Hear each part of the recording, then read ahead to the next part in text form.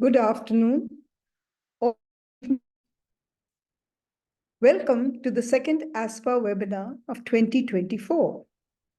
Today's webinar is on safety issues, and we have divided the webinar into two parts. The first is on medication safety, and the second on reliable, seamless handover. We have 5 speakers from across Asia. We have speakers from Thailand, Malaysia, India, Singapore, and Pakistan.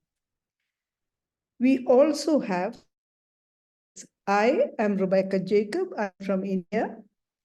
My co-moderators are Dr. Erlinda Orison from the Philippines and Dr. Angelina Gabay, also from the Philippines.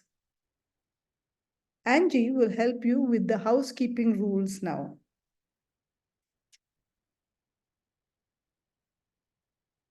For our housekeeping rules, please send in your questions and comments via the Q&A section.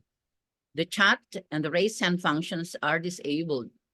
Our moderators will highlight your questions to the appropriate speaker during panel discussion. And some questions will be answered by text with the appropriate speaker during the Q&A session. A certificate of attendance will be automatically generated and forwarded to those the post-webinar survey. And this survey will be emailed tomorrow, February 19 at 1700 hours SGT. Please ensure that you have correctly keyed in your full name and the email address. A recorded session is available. Please visit our website, aspa-2000.com, like us on Facebook, and follow us on YouTube, ASPA Flex. Thank you, Angie. We go on to our first speaker, who's Pichaya Waitaya Winu from Thailand. He will be speaking on medication safety in anesthesia practice.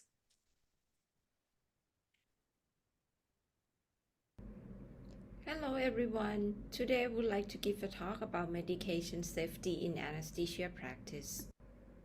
Medication error is one of the causes of medical error. The goal is to decrease risk of error as much as possible.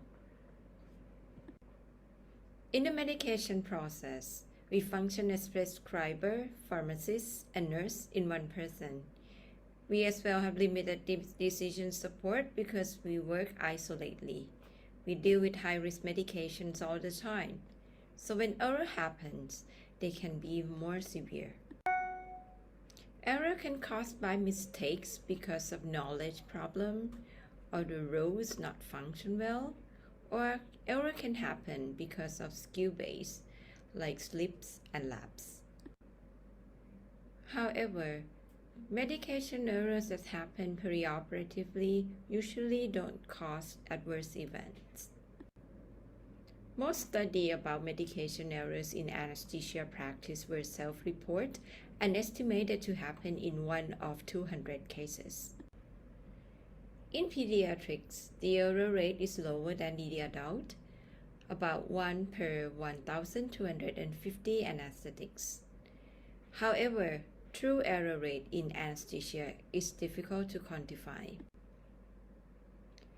In one prospective observational study that they sent off the experts to observe medication administration during operations, they found that the incidence of perioperative medication errors in anesthesia practice about 1 of 20, with more than 1/3 of medication errors led to observed adverse drug event, and 2 of 3 had potential harm to the patient. Medication errors increase with longer procedures because there are more administrations per case. Most common adverse drug events were incorrect dose and omitted medications or failure to act. There's no differences in error rates based on level of training or expertise. Next, I'm going to talk about high alert drugs management in anesthesia. High alert drugs are drugs that bear a heightened risk of causing significant patient harm when they are used in error. This recommendation on high alert medication in acute care setting by Institute for Safe Medication Practice can be adopted in our preoperative setting. And here is the list of high alert medication that they update in 2024 according to their survey. The ISMP recommends that each hospital should develop or update their own specific high alert drug list, which at least include concentrated electrolytes, neuromuscular blocking agents, opioids, anticoagulants, insulin, epidural or intrathecal medications, and chemotherapy. They have to implement risk reduction strategies in order to prevent error, make errors visible, and mitigate harm. And lastly, they have to assess the effectiveness of their strategies. The keys of success to prevent harmful errors are to use numerous risk reduction strategies in order to impact as many steps of medication use process as possible.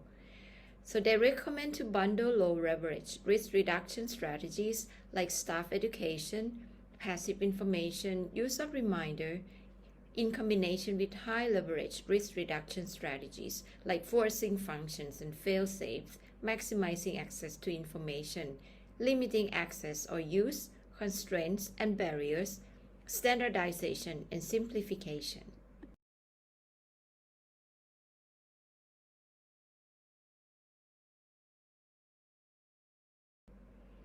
This is an example of high alert drug manual in my hospital that the list of high alert medication are listed here. And this is our medication supply in the OR, and you may observe that there are pink stickers on the high alert medication.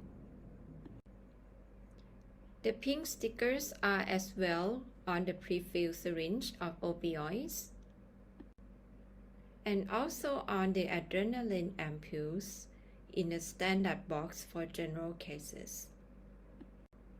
In the manual, we also have pictures of all forms of high alert medications that we have in the hospital, for example, like heparin here.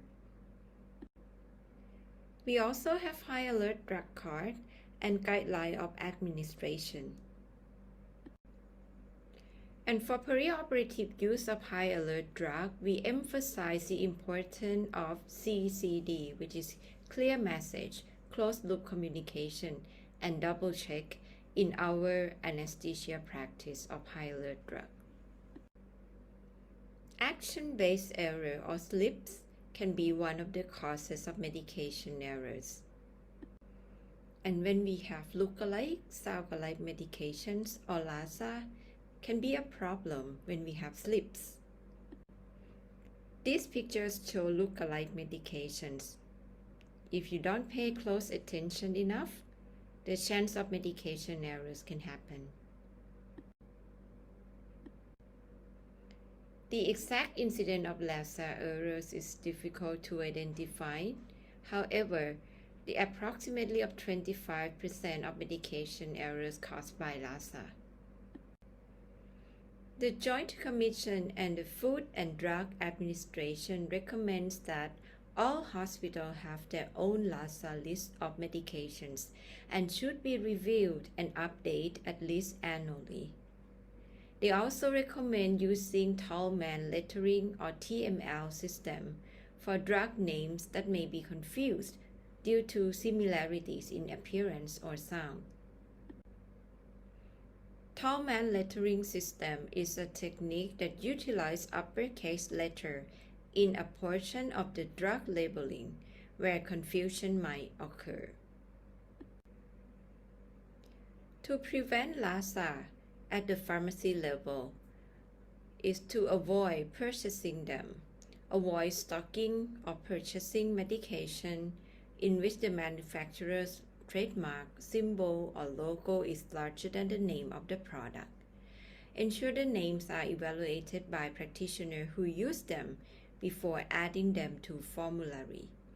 Ask pharmacy to identify LASA concern for medications that are new or shortage substitutes. Avoid using abbreviation for ordering or prescribing medication. Use full generic name or brand name. And you should use order sets for the medication with problematic names. Before administering a medication, you must read the containers or pharmacy label when obtaining from unit stock or automatic device. Never rely solely on partially turned label or the color of the label, color of the cap, the auxiliary warning, or company graphic to identify a product. In anesthesia card, you have to organize files in a label up instead of cap up position and avoid close proximity with LASA names. And for problematic LASA names, you can as well use the tall-man lettering system on electronic prescribing drug selection screens as well.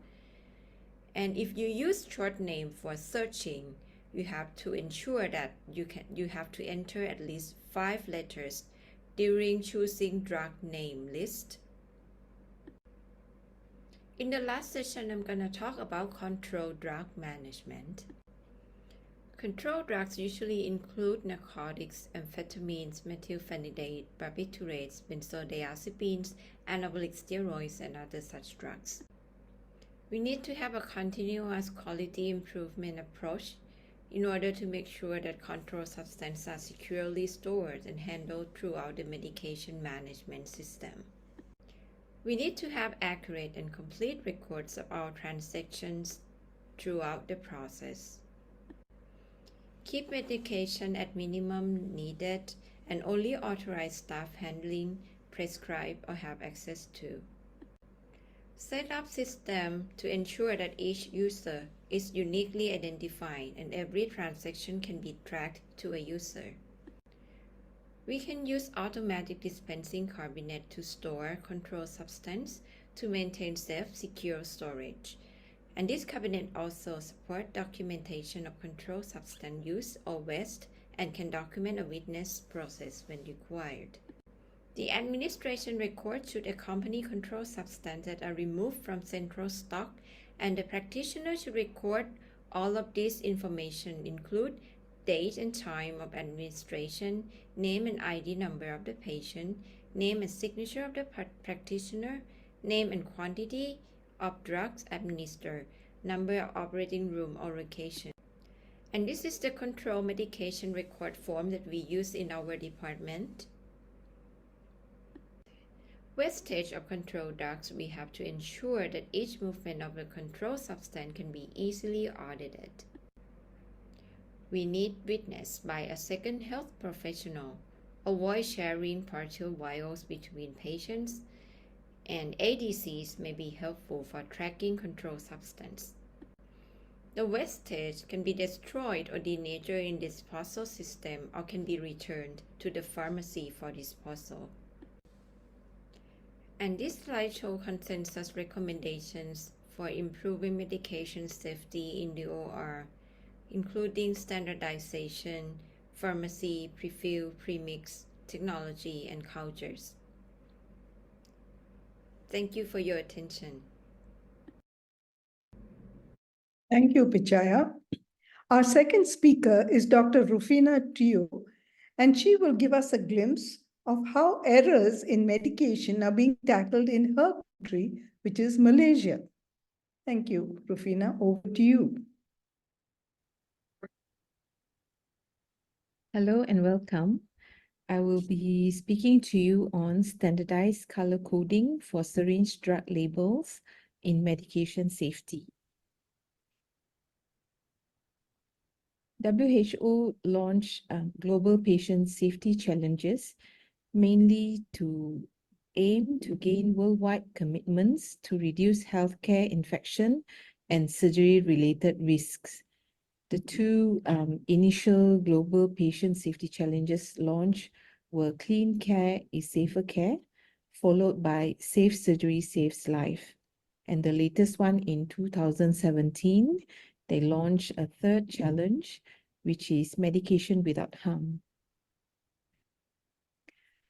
What is the severity of the problem? Well, it is the leading cause of avoidable harm in healthcare system across the world. The cost associated with medication errors is estimated to be around $42 billion. And patients living in low-income countries experience twice as many disability-adjusted life years lost versus to high-income countries. Anesthetists are often responsible for the prescription, preparation, dispensing, and labeling, administration, documentations, and monitoring of clinical effects of high-risk medications. The anesthetic drug error, the frequency is approaching 1%, and drug labeling contributed to about 9% of the cases. Human error play a major role in majority of the adverse events. Its overall contribution is, however, small. Deficiencies in the layout and the process of the system contributed to anesthetic drug error, and standardization is an important feature of a safe system. Now, the labeling standard requirements require a user-applied labeling on all containers of injectable medicines and fluids that can no longer be identified by the original packaging. There are a few available guidelines for us to refer to.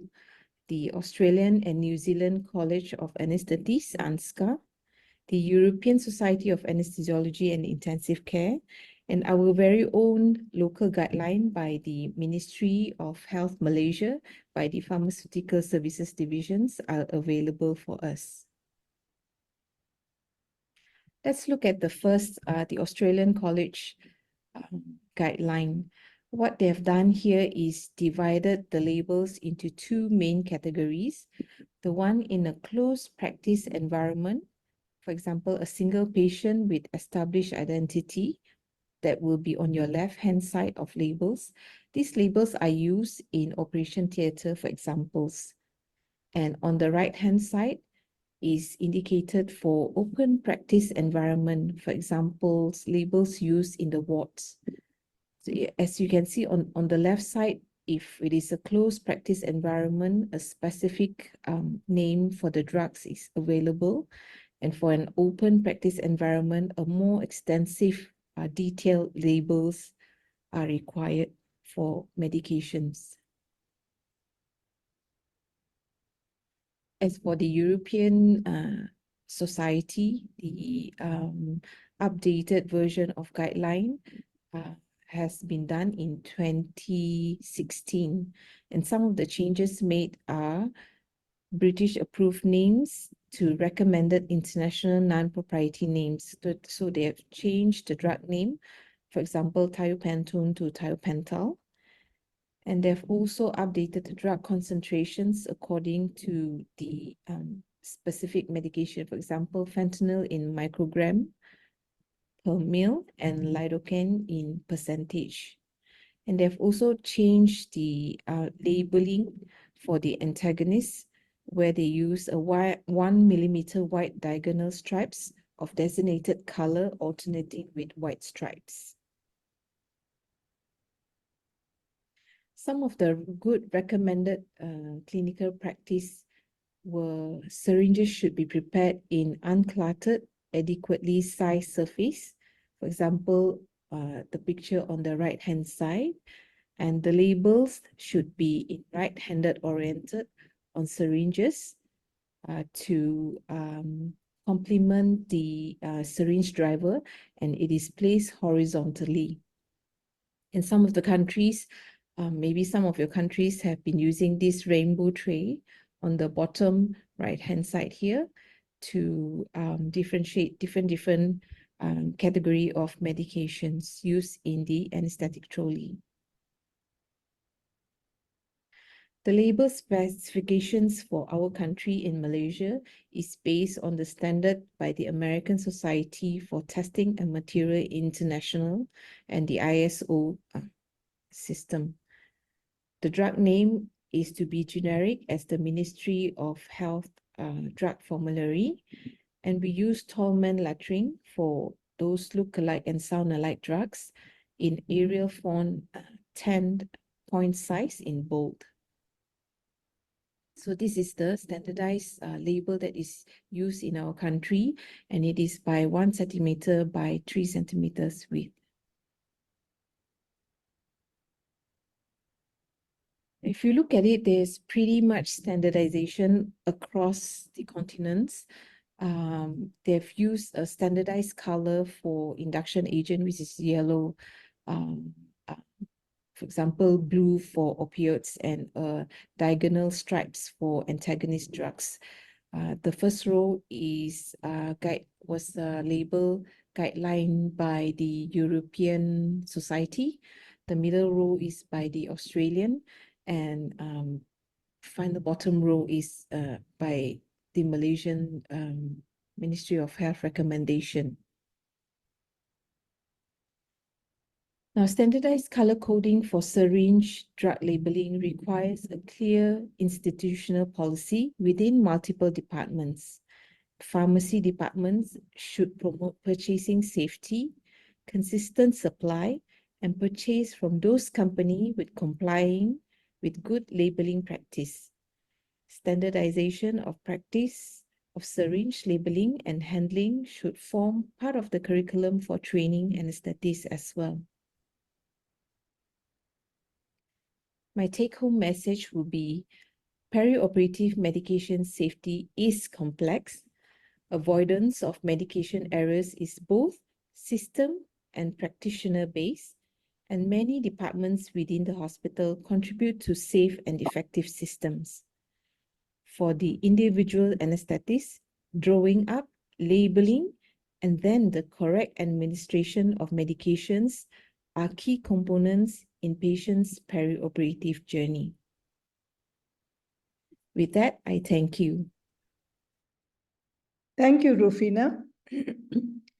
Now we have two cases to illustrate some of the problems we have highlighted so far. Case number 1 is of a 6-kilogram baby presented for a kiloplasty. The pre-medication of glycopyrrolate 1/3 ampule. The patient was fasted from 5 a.m. and the operation started at 11:30 a.m. The nurse checked the order and considered calling the anesthetist, but could not decipher the signature of the anesthetist. So she used a 2 ml syringe and drew the drug from the 3 ml ampule, that was 200 micrograms. Intraoperative fluid given was 5% dextrose, 60 ml was given for a surgery which lasted 45 minutes. Chair, would you like to comment on any of these points? Thank you, Dr. Rebecca.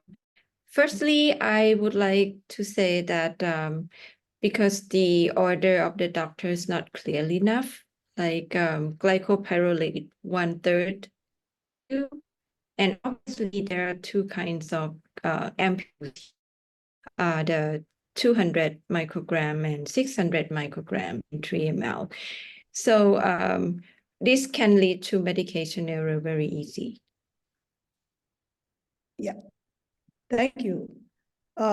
Next, please. By the end of the 45-minute surgery, the baby is dehydrated and febrile. The treatment ordered was a paracetamol suppository with tepid sponging. Monitors were in the way of the sponging, and the pulse oximeter kept alarming continuously. This irritated the nurse, who removed the monitors. Next, the child developed hyperpyrexia, seizures, vomiting, aspiration, hypoxia, and a cardiac arrest. Oh boy, this sets up panicking, and the nurse calls help now. Rufina, any comments? Well, I think to start off with, the glycopyrrolate dose was really large, and I'm not sure. I think glycopyrrolate don't normally cross the blood-brain barrier, so probably the fever and the seizure has got nothing to do with the medication. And also for patients who have fever, the suppository may not be the best route to give paracetamol. And certainly removing the monitoring device from patient is not a good idea. And also maybe the nurse are not trained to even detect a patient who is ill at the time, So. Thank you. Next, please. So what did we learn from this? We learned that we need to know the drug, the dose in milligram per kilogram body weight, the route, its mode of action, and side effects. Sometimes glycopyrrolate could add to this problem of hypopyrexia. We ought to know its packaging as well, that it came in two different size ampules. All prescriptions should be clearly written, signed, and named. The person prescribing should have his name in capitals, stamped. Fasting guidelines, again, should be very, very clear. And you can give clear fluids up to 2 hours prior to surgery. Otherwise, this child would have been dehydrated. And intraoperative fluids would perhaps benefit from balanced salts rather than give 5% dextrose. Paracetamol, as Rufina said, is unreliable in its absorption and action. Monitors should be on at all times. No matter how irritated you are, just keep those monitors on. And the nurses should be trained to recognize signs of impending trouble, and they should be given some sort of training on when to call and call for help early. Next case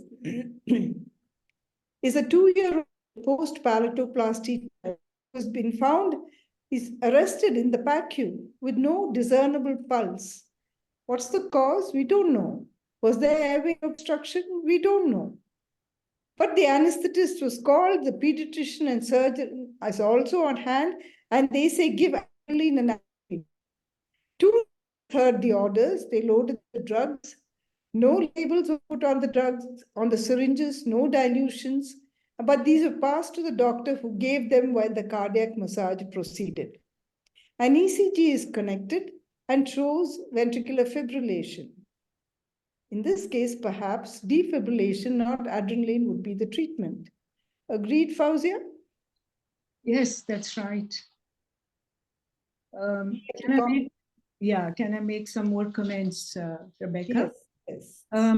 Since we are discussing medication safety, I think one of the main problems highlighted here is the communication. And there is an information gap, and also in the quality of information that is being provided. Now, the case mentions that there are anesthetist present, a pediatrician, and a surgeon. It's not very clear who gave the orders. And so there are 3 people and there are 2 nurses present.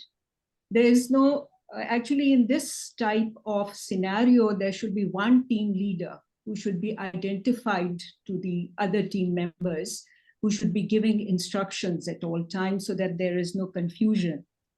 Also regarding the clarity of instructions, 2 drugs are being asked for. One is atropine and the other is adrenaline. And there can be the danger of preparation error and administration error in giving these medications. So each drug, when the person, whoever was the team leader, should give instructions, they should also in addition to identifying the drug, they should be mentioning the dose and the dilution that needs to be provided, and also the weight of the child, because in children that's very important. And otherwise, the same drug may be given.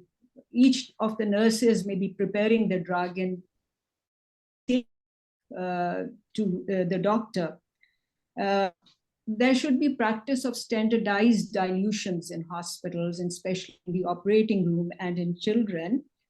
And if the flow charts are available, this happened in the recovery, so flow charts regarding CPR should be available so that the dosages are clearly written on them. And additional that I would like to comment on is the closure of the communication loop, or a closed loop communication, as mentioned by another speaker as well. So when the nurse is handing over to the doctor, she should again be mentioning the drug drawn and the concentration or the dilution of the drug, and the weight of the child and how much is to be given. Thank you, Fauzia. Gayatri, would you like to comment on what are the causes of these errors which could have occurred? So, very often errors in healthcare occur because of system errors. And these are usually because of people error-prone processes are inherent to a system. So much so that we get accustomed to doing these, repeating these processes, and we accept them as norms. So one example that I would want to give is in my workplace, when we order PCA drugs for the patients, we usually have a PCA form that the resident in the operation room fills up. But then we also call up the technician who fills up the PCA pump and say 20, 20, 20. So it means 20 background, 20 lockout interval, and 20 bolus. So this is something that we routinely follow, and we kind of understand we think that they understand it, until one day, one of the new technicians, instead of filling, we usually dilute fentanyl as 20 mics per ml. So when I order 20 background, it will be 1 ml per hour infusion. Instead of that, the technician actually filled in, entered 20 ml per hour, which is about 400 micrograms per hour for the patient. So this was one thing that we have changed now, and we make sure that we are present when they're entering. Another one is wrong drug, like Pichaya was saying, the LASA drugs, the look-alike, sound-alike drugs. So the look-alike drugs, like as she mentioned, all of us should have a list of look-alike drugs in our institute and make sure that the drugs are stored separately. And then wrong prescription. We should never write short forms when we are writing prescriptions. Especially dexmedetomidine and dexamethasone is something that is routinely misunderstood. Another one is morphine and hydromorphone. So like she mentioned, it's good to use tall man letters when we are prescribing these drugs. And also wrong dose. It can be preparation error, because especially in pediatrics, when we're doing weight-based calculations, it'll be good if we could have a conversion chart so that somebody who's loading these drugs finds it easy to load based on the weight of the child. And also administration error, because we have not written it clearly. Also wrong prescription, especially in pediatrics when we are talking in micrograms. It's always good to write mcg or micrograms in full form instead of writing the symbol for microgram. And also when we are prescribing micrograms, instead of writing 0.1 microgram, it's always good to write a 0.1 so that the point doesn't get missed out. And also when we're writing, it's important to not put a trailing zero. So when we say 0.1, it's better not to write 0.10, because somebody might take it as 10 micrograms instead of 0.1 microgram. So these are the things I think we should be careful about. And then again, in this scenario that we mentioned, there was more than one person administering the drug. And as Dr. Fauzia rightly pointed out, the team leader should delegate one person who will be administering the drug, and should be a closed loop communication. And once the team leader has given the order, the person who's receiving the order should be able to call out loud that she's heard it. And once she administers, she should say that she's administered this dose of the drug through this route. Thank you, Gayatri. And so what lessons have we learned from this? The recommendations are that drugs should be labeled. We talk about color coding, etc. And one thing which I said, which I'd like to reiterate, when we have the ampules, have the label side up rather than the top of the multi-dose vial in view. It should be asked for by name and dose of dilution, should be verbally announced as it is given to avoid two persons giving the same drug. Document all drugs and actions contemporaneously, that is, as they occur. As Fauzia said, it's good to have CPR flow charts available in recovery areas, and I would suggest even have them on cards, which if you have an arrest in theater, the card can be taken into the theater, into the recovery area, wherever. And the accuracy of the drug dosages and the quantum of defibrillation should also be well documented on that. Thank you. And we go on to the next section. Angie, over to you. Okay, so we have seen from the second case that lapses in communication is a very common cause of errors in medicine. So we move on to the second part of our webinar, and we have Dr. Gayatri Sasikumar, who will from India, who will talk on preoperative handover and checklist. Is just ticking the box enough? Dr. Gayatri? Thank you, Dr. Angelina, and greetings to all. Taking our discussion on patient safety forward, let us look at the importance of a preoperative handover and whether ticking the boxes is enough to ensure safe outcomes for our patient. Now, the perioperative handover pathway passes through three phases: the preoperative, the intraoperative, and the postoperative periods. We are going to focus here on the preoperative handover. Now, a preoperative handover occurs among members of staff of an ICU, the ER, floor, or the ward, or the holding room where the patient is initially held before being transferred to the operating room or the interventional radiology suite or a cath lab where the planned procedure is going to be done. I'd like to take you through three cases that bring to light that any hindrance in an handover can lead to unfavorable outcomes in a patient. Now, case one is that of a 2-year-old male baby posted for colostomy reversal. The surgeon on the previous day orders bowel prep and asks to repeat serum electrolytes on the morning of surgery. The nurse promptly sends blood to the lab and shifts the child to the operating room when called. But it is another ward staff that hands over the patient to the OR staff and the anesthesiologist, who also fails to mention the pending lab reports. The child is shifted to the operating room table once all the consents and checklists are signed. But it's only when the surgeon walks in and asks for the electrolyte values that the anesthesiologist quickly checks and finds serum potassium to be high. The case was cancelled. The child is shifted back to the ward and the matter explained to the parents. Now, this is an example of cancellation of case because of loss of information during a handover. Now, case 2 is a 15-year-old boy posted for tendo-Achilles repair of the right leg. Sign-in is done and the correct surgical site is marked. The patient is induced and intubated, and the surgical resident begins to paint and drape the leg to be operated. Now, the surgeon walks in and says he wants a child proned and not lateral as was earlier planned. He's irritated at this point and reprimands the OR staff and residents for not doing their job well. The child is hurriedly proned and the resident quickly paints and drapes the leg to be operated. The surgeon, who also is in a hurry to get to a meeting, puts the incision only to realize that he was operating on the wrong leg. Now here, the incision was put on the wrong side because of barriers in communication. What happened here, in spite of marking the leg correctly, when the patient was proned, the right became left and the left became right. Now, case 3 is an 18-year-old boy posted for circumcision under general anesthesia.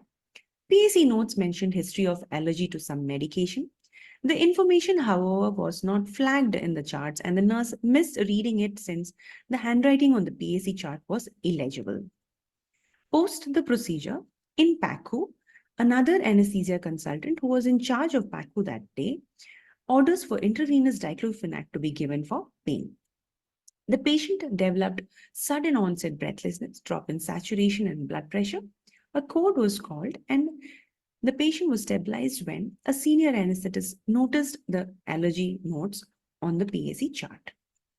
Now, this is an example of an adverse event in PACU because of failure to red flag drug allergy in PAC. When we talk about handovers, the focus is always on the post-operative handover. Now, are preoperative handovers just as important? Can they have an impact on patient outcomes in the perioperative period? A study by Nagpal et al. That followed 20 patients from the wards through their surgical course found that pre-procedural teamwork phase had the largest number of failures. An anesthesia incident monitoring study found that communication breakdown occurred in 60 of the 444 surgical procedures with malpractice claims, of which 38% occurred during the preoperative handover. The PACU close claims in the United States found that 7% of the anesthesia-related PACU close claims happened due to preoperative preparation and communication issues. Now, what is a handover? It involves transfer of patient information, responsibility, and accountability when the patient is shifted from one area of care to another. Handoffs also serve as a forum to discuss patient risks, anesthesia and surgery complications, and also recovery plans. Now, what are the steps of preoperative handovers? There is planning of surgical pathway, preparation of the patients, completion of all prescribed tasks which are ordered by the surgical and anesthesia team, and information transfers to the receiving surgery and anesthesia team by the ward staff in charge of the patient. Now, what are the consequences of inefficient handovers? The 3 cases that we discussed showed some of them, and the rest are wasted equipments and inefficient use of resources and mistakes. Overall, any of these unfavorable outcomes lead to frustration and poor morale in the operating room, disruption of the OR schedule, and a very, very unhappy set of surgeons, not only of this case, but also of the following cases which get delayed because of the previous one. Now, what are the barriers to effective handovers? The first and foremost is communication failure. Repeated handovers from provider to provider is the most important factor that can lead to a communication failure. I hope all of you remember the Chinese whispers that we played as kids and how ridiculous it sounded when the last person to hear what was uttered talks something that was totally unrelated to what was first spoken. Now, language barriers and illegible handwriting, as was seen in case number 3, are also important factors of communication failure, and also experience of the delivery team member. The newer the member, they are more prone for communication errors. The next important factor is personal dynamics. This involves the hierarchy that can be involved in the handover pathway. There is something called the authority gradient that prevents people of a lower stature to speak up to someone who's up in authority, even when they notice that something is going wrong, as might have occurred in the second case that we discussed. And this is linked to severe errors such as wrong side surgery and patient death. Distractions are another important barrier to effective handover.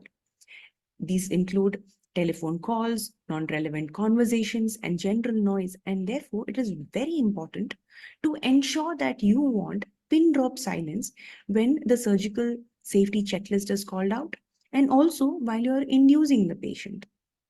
Multitasking, night shifts, and emergency surgeries act as other distractions to effective handovers. Now, other factors include location or procedure change because of multiple handoffs, again, and additional team members being added who have limited information regarding the patient, and also provider to provider handoff. Now, this is something that happens within the operating theater when you would be doing a case and would have handed over the case to another colleague who steps in to relieve you after a long day work. Now, these are often rushed, conversational, and not well structured. And they are prone to increased morbidity and mortality. But sometimes they can also be beneficial because they bring a fresh set of eyes to discover issues and errors. Now, as I said, in a game of Chinese whisper, the information loss can start from the source who probably uttered the message wrong, and then through the transmission period when it is passed from provider to provider. And at the end, the receiver who receives the information could receive a wrong information or could interpret the information wrongly. Now, how to make handovers more effective? Use of a checklist, use of common language for handovers such as IPAS and SBAR, additional timeout when a new team assumes care, handover training, standardization of handovers, and measurement of outcome metrics of handover over time. And most importantly, the role of leaders and local champions who ensure that checklists are done in a proper manner. So, how do you ensure that? You see to it that they are not taken just as a tick box exercise, and you see to it that sign outs are not omitted. They should not be announcing it from memory. Surgeons and anesthetists indicating that the checks are causing delay, senior clinicians giving dismissive responses, and checks done when key people are not present are other factors of how a checklist should not be done. Now, the Joint Commission, which looks at patient safety in healthcare, found that communication lapses contribute to the majority of adverse events in healthcare. And therefore, it is very important to understand that people should be trained to communicate and hand over effectively. In conclusion, a handoff is an opportunity to review care and to potentially correct mistakes. Now, a mistake when occurs, it may be minor and individually it may look unimportant, but they often tend to have a multiplicative effect, which may end in adverse outcomes in our patients. Thank you very much. Thank you, Dr. Gayatri. And we move on to another part of the hospital, communication, which is from the operating theater to the ICU, to be given by Dr. Teddy Fabula from the KK Women's and Children's Hospital in Singapore. Dr. Fabula? Thank you very much for the kind introduction. I have no conflict of interest for this talk, and I would like to thank Dr. Gayatri for giving us a good foundation on the essentials of clinical handover. This evening, I aim to share our KKH experience on how a goal-directed, targeting end-user perspective helped create a customized handover workflow between operating theater and intensive care unit. Post-operative handover is a critical period that will dictate the outcome of vulnerable patients, particularly children. The efficiency of perioperative handover of pediatric patients between intensive care units and operating theaters varies according to institution, clinical setup, and workflow. The transfer of professional responsibility and accountability to another professional group should be accurate, complete, comprehensive, time-efficient, and sustainable. As early as 2007, Catchful et al. Compared patient handover after surgery to intensive care to an F1 pit stop. As we all know, in F1 pit stop, each staff execute their key responsibilities in the shortest possible time. Though we aim for a time-efficient outcome, quality improvement is a journey. To achieve the goals that we set, we need a continuous cycle of assessment, intervention, and reassessment. Our post-operative handover improvement in KKH started by including the intensive care unit staff in designing our own new handover process. With the newly developed core team, we learned various gaps that we needed to close through workflow customization. Following the PDSA cycle or Plan, Do, Study, and Act cycle, we came up with the 3 strategies to target our goals. We have PETS, or pre-handover, equipment handover, timeout and sign-out protocol, single traffic communication flow, and following SBAR communication format. Let's discuss them one by one. PETS is our customized workflow divided into 4 major steps: pre-handover preparation, equipment checks, timeout before handover, and sign out to integrate everything. We place a laminated printed copy of this checklist and have it available in every operating theater and CICU bed as an easy access user guide during handover. An ICU specialist presence during handover of a complex case is essential. Our center has pediatric registrars and residents manning our CICU at night, so they need to call back their consultants for complicated cases. Part of our pre-handover checklist is to call CICU and ask their consultant back during skin closure to give them ample time to come down. Equipment checks are critical in ensuring safe transport and smooth transition. All the airway, infusions, lines, emergency drugs, and ventilation devices must be checked before moving the patient. Particularly essential is your technical handover, wherein everything will be checked, including the concentration of the drugs, the label of the drugs, of all of the infusions that we are handing over to ICU. The Joint Commission mandates a standard format of handover communication in an institution. In KK, we follow the SBAR, Situation, Background, Assessment, and Recommendation format for both written and verbal handovers. Timeout before starting a handover in the ICU is very important. It calls the attention of everyone to listen to the handover and ensures everyone essential for the case, including the surgeon, is present and properly introduced. We can also confirm the patient's identity, diagnosis, and surgery performed. During the handover, we assign a team lead to facilitate single traffic communication and avoid unnecessary noise such as mini handovers at the sideline. If we notice, sometimes there'll be situations wherein nurses will be handing over to nurses while doctors will be handing over among their peers. But we need to remember that we are working as a team and the information must be handed over as a team. That's why only the leads are allowed to speak during that part of the handover. Like this, all critical information will not be left unnoticed. A written handover may be in paper form or an online medical record following the SBAR format must be prepared. Not all providers who will take care of the patient are present during the handover.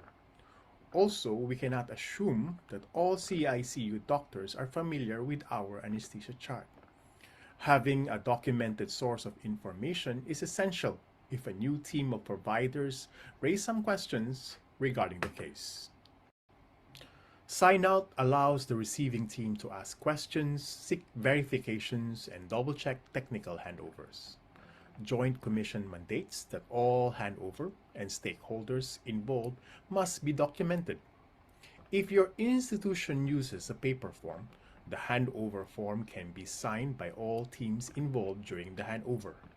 If you have electronic documentation, you can create an online documentation process like what we did. Handover-related critical incident reporting must be instituted.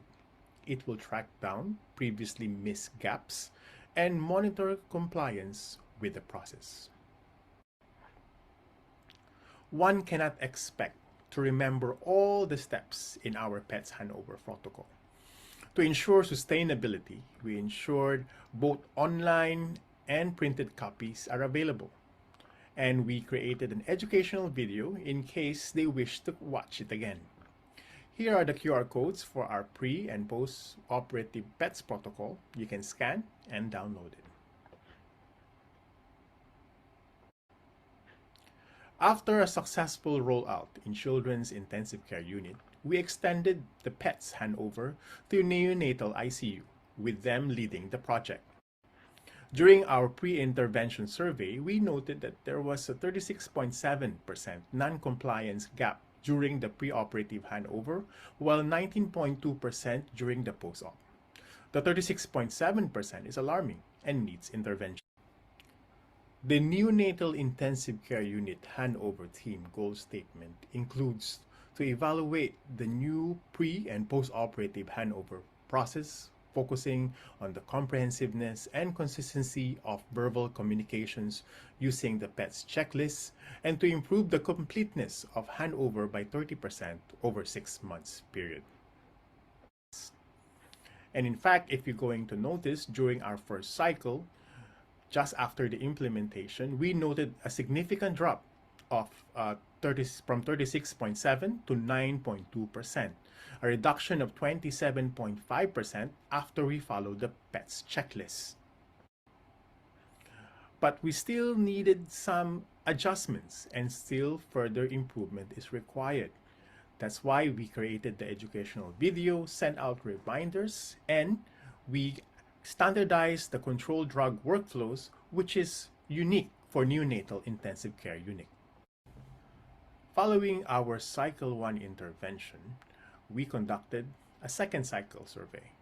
From here, we can see that the significant drop of 32.3% in 5 months period, from 36.7% from the pre-intervention down to 9.2% during the cycle 1, and now at 4.4% non-compliance, the lowest that we have reached so far. Mainly, this can be attributed with our continuous education, reminders, and supervision of the handover process in neonatal intensive care unit. After the second cycle, we surveyed both the neonatal intensive care unit staff and pediatric anesthesia team, and both perceived that the handover was essential and complete. All were working together to achieve the goal, and both teams we were aware of the critical roles of each member.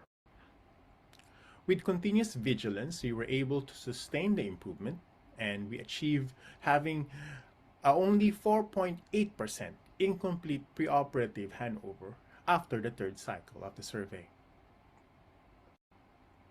So to summarize what we have learned, implementation of customized PETS handover protocol, single flow communication, and SBAR format of communication for perioperative handover improved the completeness of handover of critical patient information between interdepartmental and multidisciplinary teams.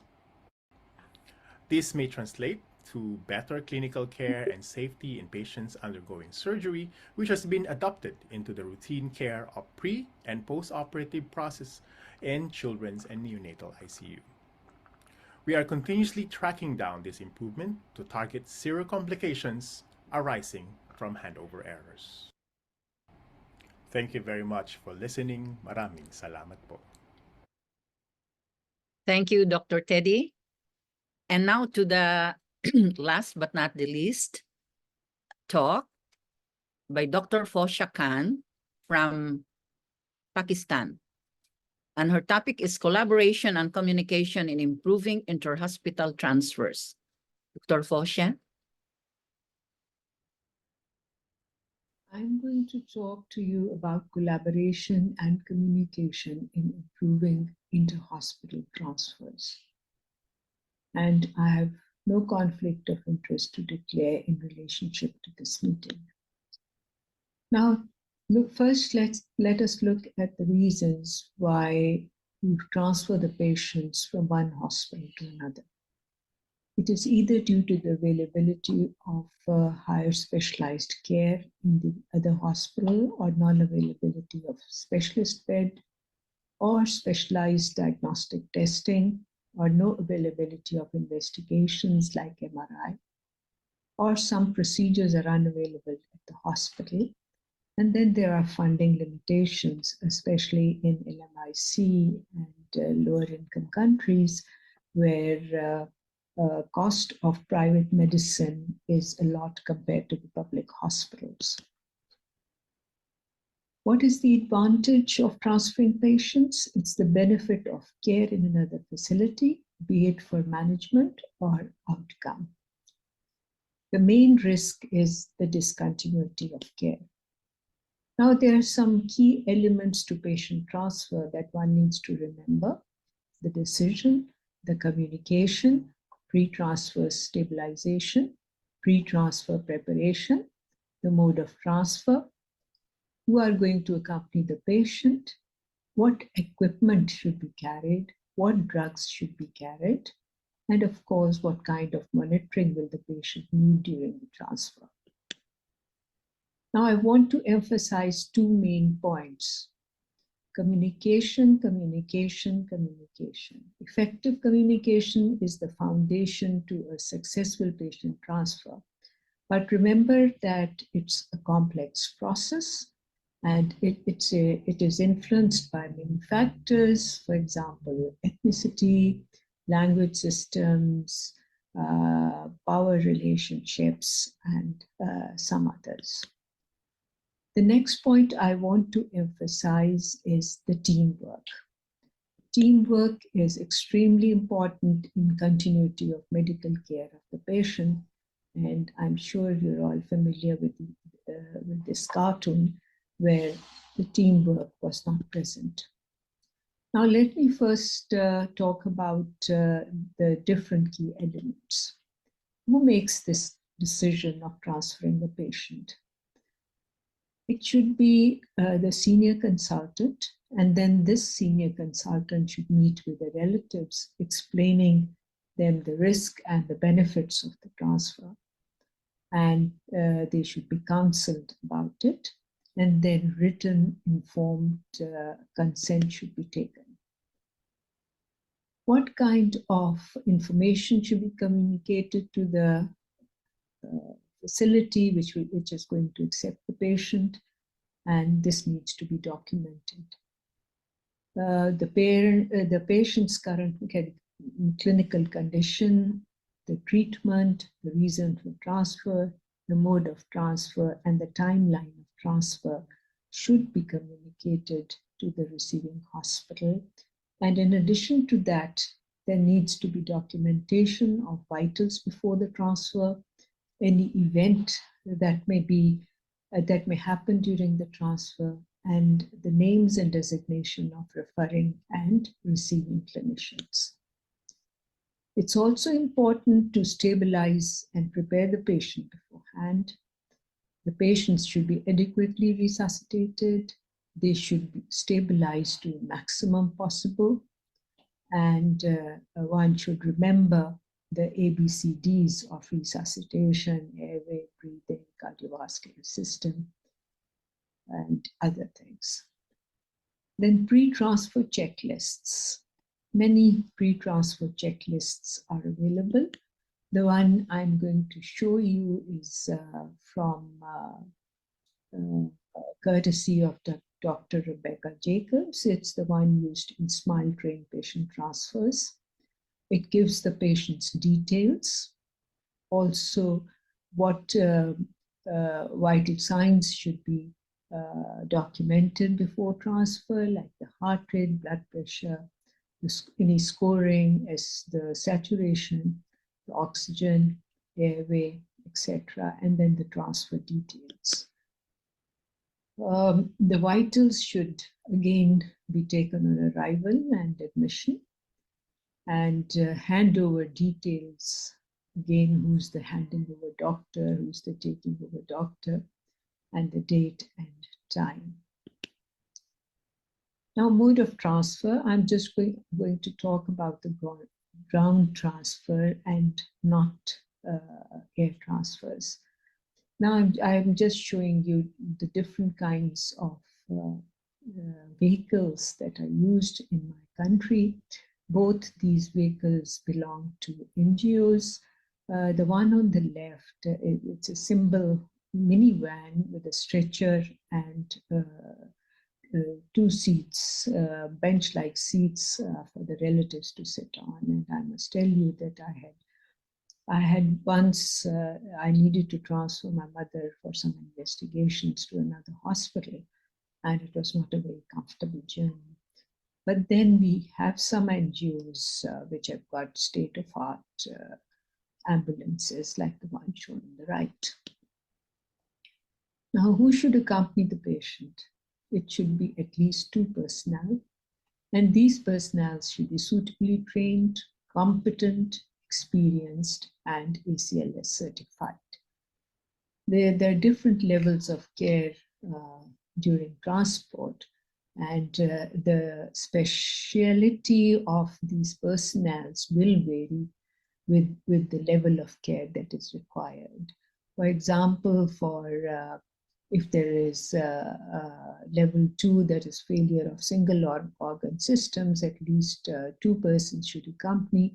And if it's failure of multiple organ systems, then one of these 2 persons needs to be a specialist and a nurse and a technician. What drugs?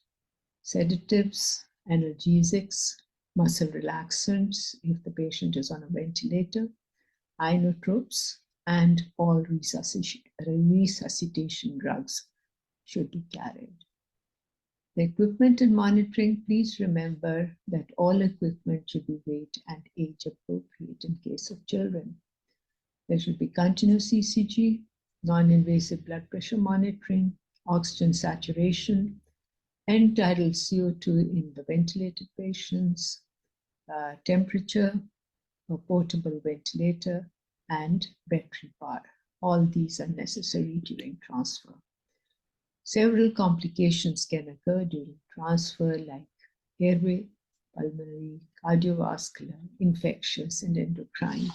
I can't go into the details because of shortage of time, but I've given you the reference. Now, there are many risk factors for complications during transfer. These are patient-related or staff-related. Patient-related are factors like PEEP more than 6 centimeters of water, history of coronary artery disease, severe trauma, post-operative patients, and patients on complex medication, and patients on infusion regimens. Whereas staff-related are inexperienced, unfamiliarity, insufficient patient preparation, poor communication, inadequate resuscitation, failure to prepare or check the monitors, lack of checklists, and interruption in therapy. Now, there are several existing guidelines for patient transfer. The reference I've given here is a systematic review of systematic reviews. And I've placed this cartoon here because there is no need to reinvent the wheel.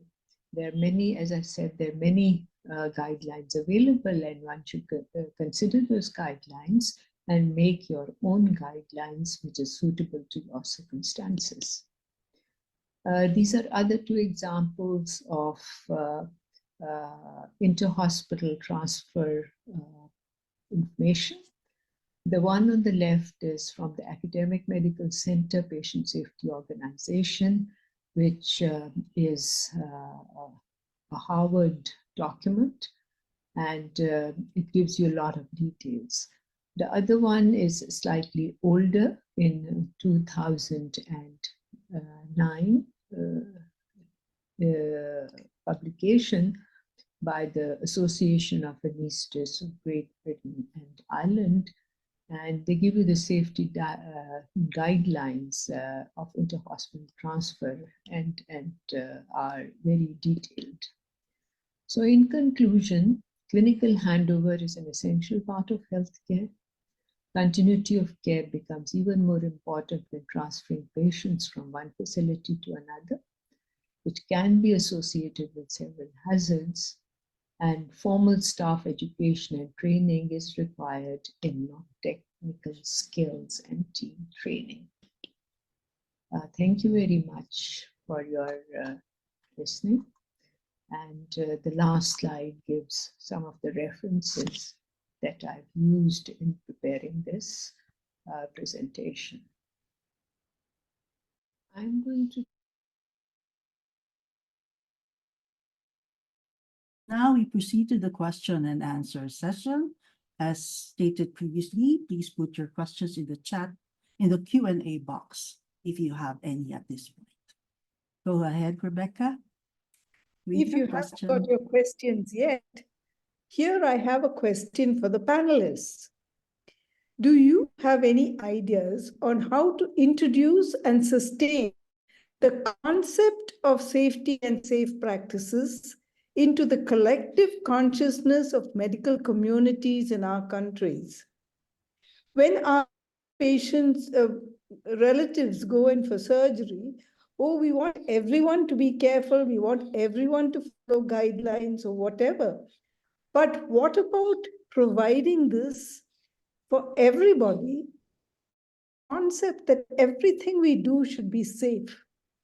Any ideas? Why not start off with you? Hi, Dr. Rebecca. Thank you very much for the question. I think for me, the culture of safety and safe practices should start at the very roots. And I understand that there are certain residency training program in various countries have included patient safety as part of the curriculum. But from my point of view, it should start in the medical school. Medical school education should include patient safety as part of their curriculum. Starting at the foundation ensures the future healthcare professionals are equipped with necessary knowledge in order for them to have the mindset to prioritize patient safety throughout their careers.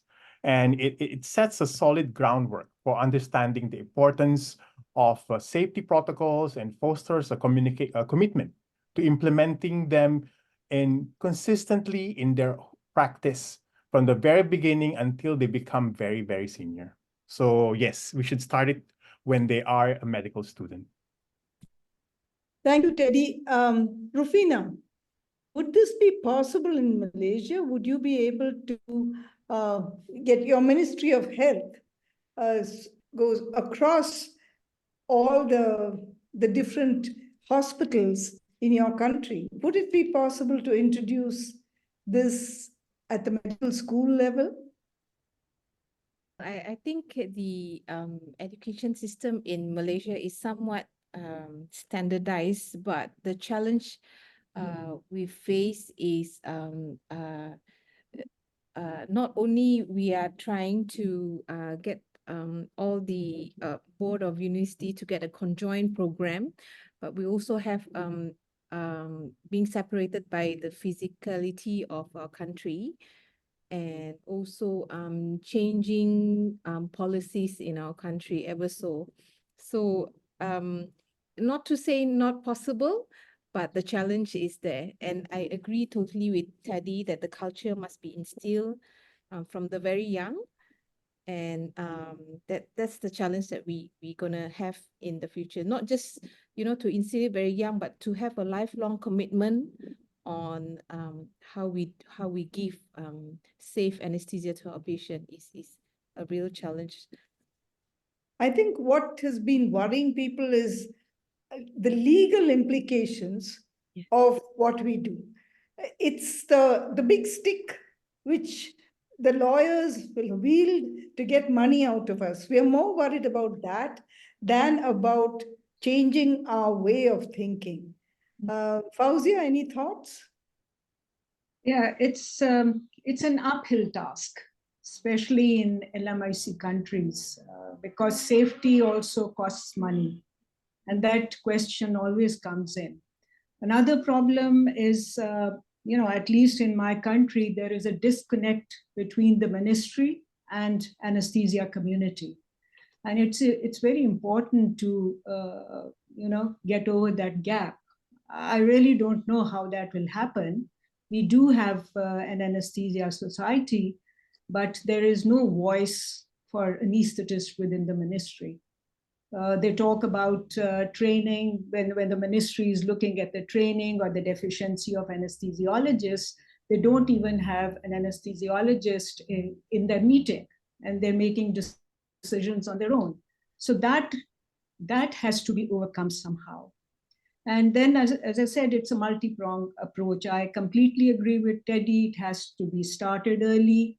Again, in my country, we do not have a safety curriculum within the residency program. So that's one way of making anesthesiologists aware of it. then we can sort of write it up for general public so that there's some kind of pressure from them to the government. So these are some of the things that come to my mind. Thank you. Pichaya, any comments from Thailand? Yes, in my country, we all started at medical school level. It's actually passed out from the level of residency training. In my country, anesthesiologists are a pioneer of non-technical skills teaching. Like they really emphasize the importance of learning this point, and that can lead to the success of teaching medical patient safety as well. So we introduced this in residency level first, and then like the administration, they kind of aware of the importance of this issue. So they kind of implement this thing into the medical school level as well. And so we kind of spread out this training into other subspecialties as well, not only in the operating room that we dealing with, but you know, in the pediatrician and internal medicine and such. They all have to learn this too. And that's another thing that I think it might be interesting is we have to promote like safety culture in our workplace. We have many academic activities about like M&M conference, and we kind of like using a case scenario in order to pick up the point that we learn from each case according to the problem, and we kind of match the problem of each case, and we try not to blame on the person who run the case. Like we have to seek for the possibilities that we can improve in terms of systematically. For example, like we for the drug that I mentioned earlier, we have a problem with confusion of ephedrine and epinephrine. They also look alike. We have to keep them, both of them, in the drug box because there are, you know, both of them are emergency drugs. And how can we prevent that? We try to move them away far apart, but the incident still happened. So we kind of cover, like put a plastic cover on the epinephrine just to make like difficulty to accessing a little bit more. And since then, it didn't really happen again, like the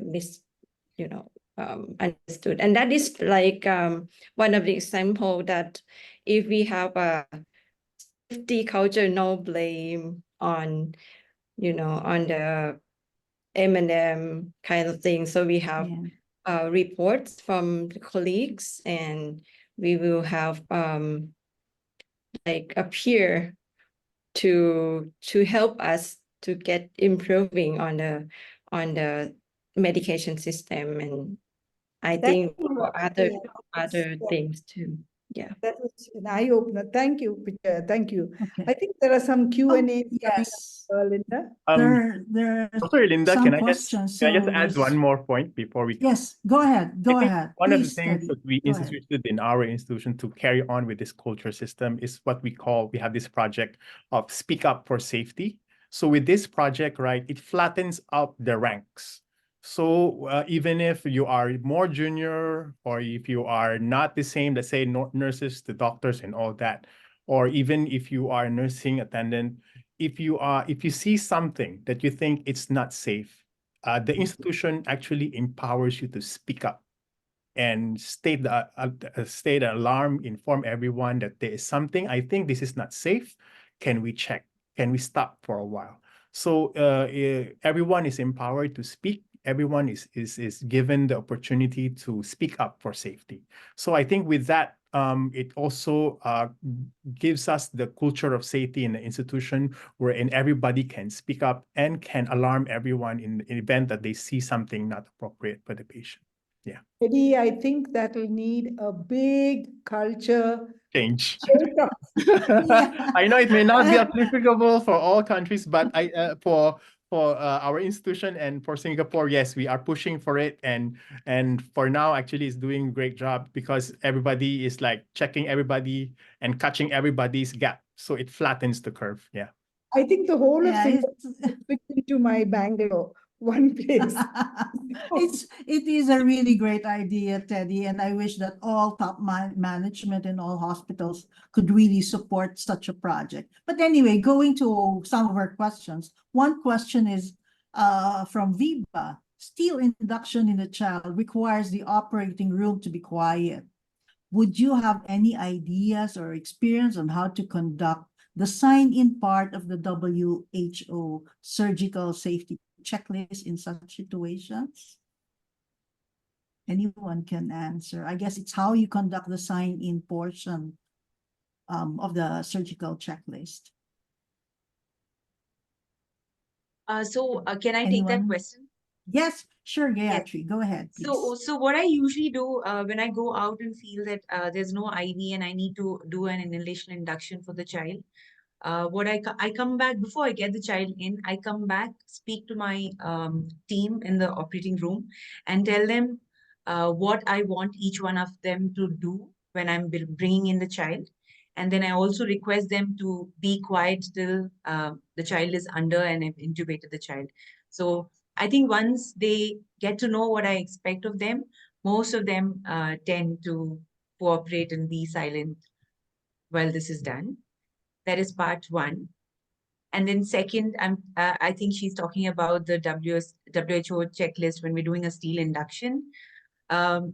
So what I usually do is when I go out to see the child, the part of the checklist I do by myself. Like I ask the parent and confirm what the side of the child is. I look at the label written on the wrist of the child and make sure the essential checklists are done. And then once the child is under, we do a checklist again, call out again. Yeah. If I may I add. guess, yeah, go ahead, Teddy. Yeah. Oh, in our institution, we have this, I'm speaking for the patients with special needs. So patients with special needs, right? We have this passport headed by Dr. Evangeline. So we have this passport system wherein it's part of the preoperative handover that Dr. Gayatri mentioned earlier on. So this passport will be included in scan in our electronic chart and then available in the information. And that passport includes what are the requirements of the child with special needs for the induction. Does this child prefer music? This child prefer videos? Does this child prefer all lights dim out? So all of these requirements we already know before we even bring in the patient. Does this patient is very anxious about too many people? So before we bring in the child, we will ask everyone to step out before we bring in the child inside the operating theater for the induction. I think it's a matter of not only, it requires institutional protocols and processes in order for us to institute this changes, but you need to buy in all of the multidisciplinary involved in this particular project. Yeah. I think when you talk about the sign-in, what Gayatri initially mentioned was like pre-briefing everybody about what she's about to do. That's already a form of sign-in. I think people need to understand that, you know, you don't have to say it's really sign-in. It's a matter of introducing yourself to the patient and to the parent, as well as going over the endorsements with the nurse in charge before bringing in the patient. So I think all your suggestions will be very, very helpful for the one who asked a question. So if I may go to the next question. As a comment, no, it was just a comment to Dr. Rebecca's question. The regulatory bodies in India, like NABH, have made checklist compulsory, which actually helps. That's really good if we have regulatory agencies that can help with the checklist. So now, there's a question regarding the role of parents in transferring patients. Maybe you can talk about this. Fauzia, would you like to respond to this? Yeah. The literature that I've looked at,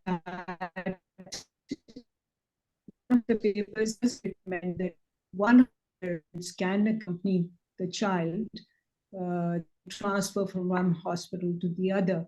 But the important thing is to brief the parent who's going to accompany the child about the possibilities of what can happen during the transfer if the child is very sick, because the patient is going to vary.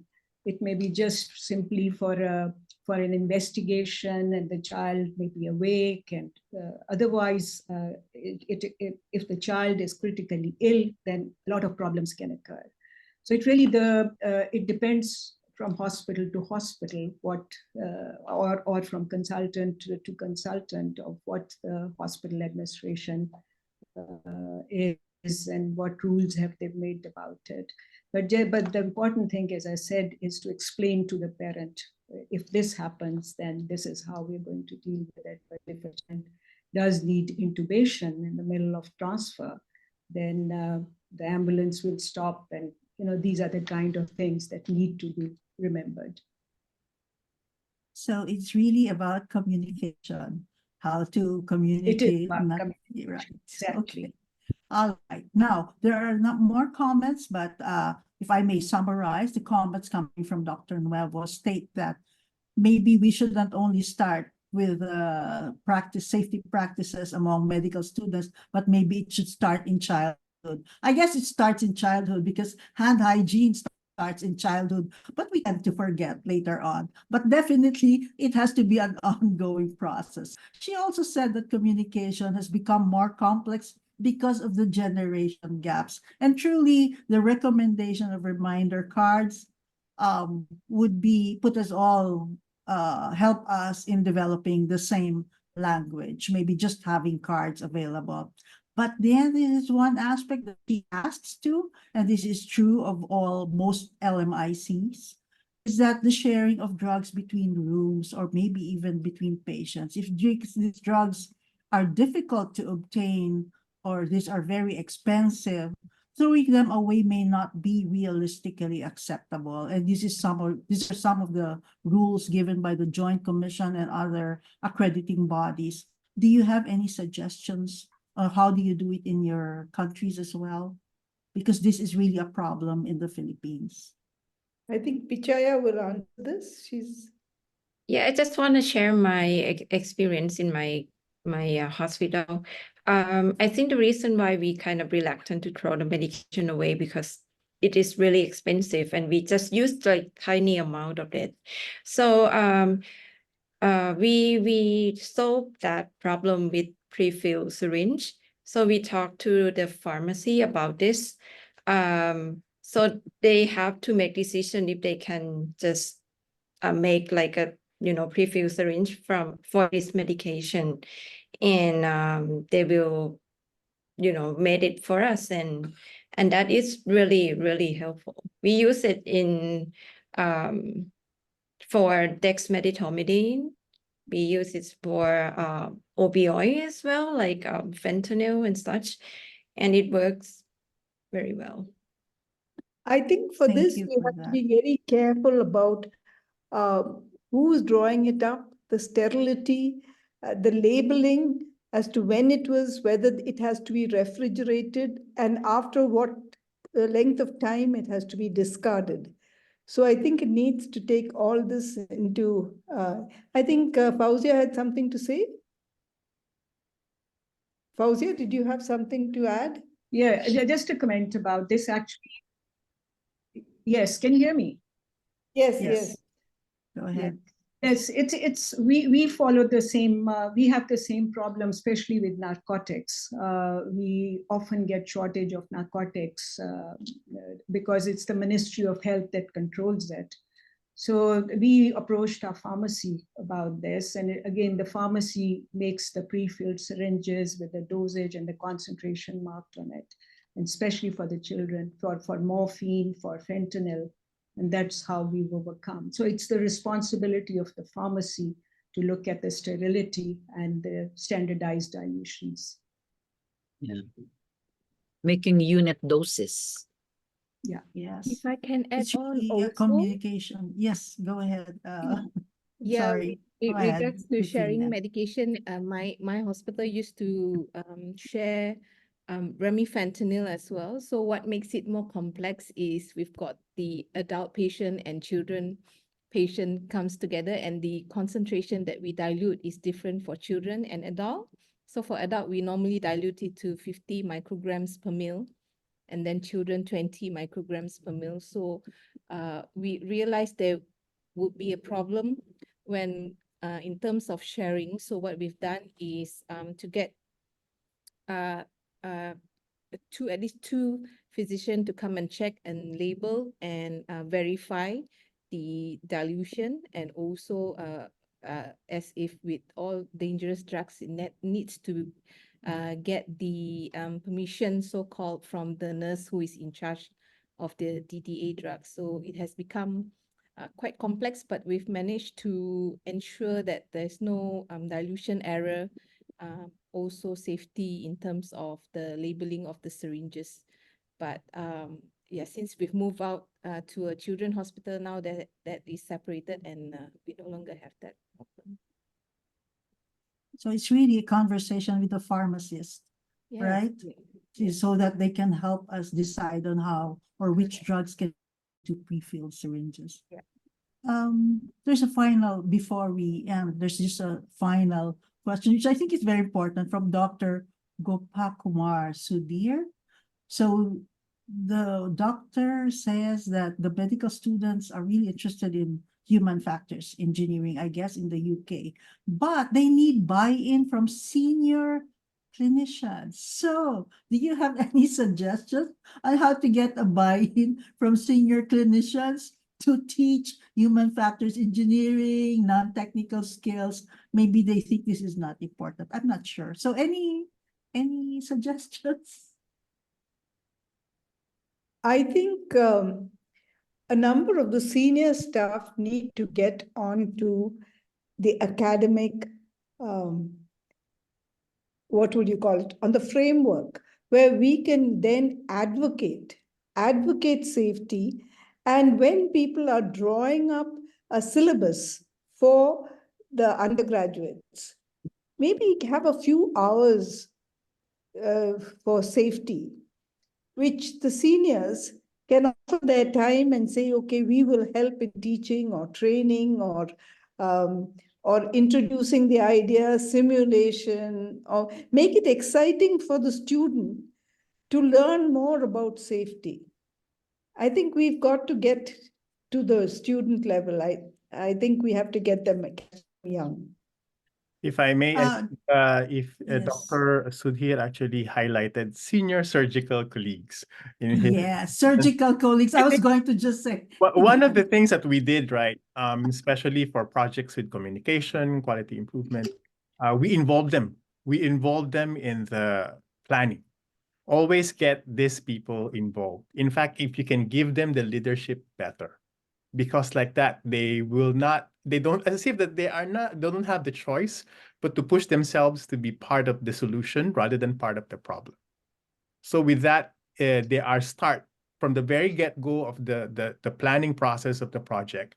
All of their, they can even incite some of the things that we missed, and they can actually provide some solutions that we are not seeing. So yes, my take on this is that let them be part of the solution rather than part of the problem. Yeah. Dr. Angelina has a lot of experience on this. Maybe she would like to add something. Well, we usually get problems with the senior surgeons because although safety is part of the training program, their curriculum, but then in action, they don't follow whatever is. Sometimes when we say, okay, let's have the time out, somebody is talking with another one and say, hey, we're doing the time out. You're surgeons and you have to listen.